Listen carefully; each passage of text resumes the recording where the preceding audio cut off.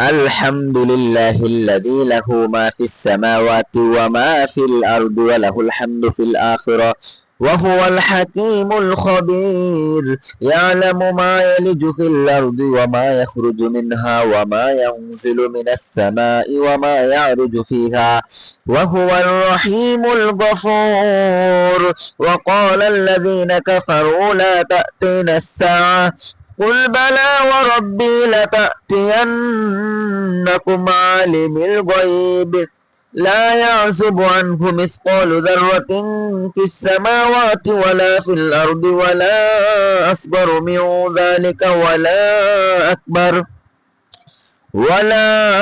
أكبر إلا في كتاب مبين ليجزي الذين آمنوا وعملوا الصالحات أولئك لهم مغفرة ورزق كريم. والذين سعوا في آياتنا معاجزين أولئك لهم عذاب من رجز أليم.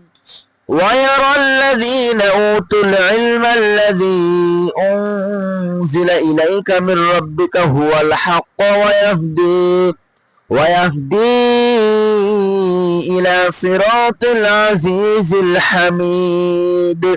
وقال الذين كفروا هل ندلكم على رجل ينبئكم إذا مزقتم كل ممزق إنكم لفي خلق جديد أفترى على الله كذبا أم به جنة بل الذين لا يؤمنون بالآخرة في العذاب والضلال البعيد.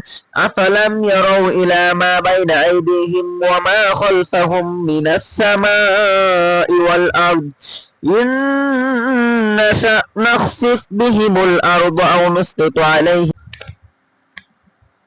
نسقط عليهم كسفا من السماء إن في ذلك لآية لكل عبد منيب. ولقد آتينا داود منا فضلا يا جبال أوبي معه والطير وألنا له الحديد أن اعمل سابغات وقدر في السرد واعملوا صالحا إني بما تعملون بصير.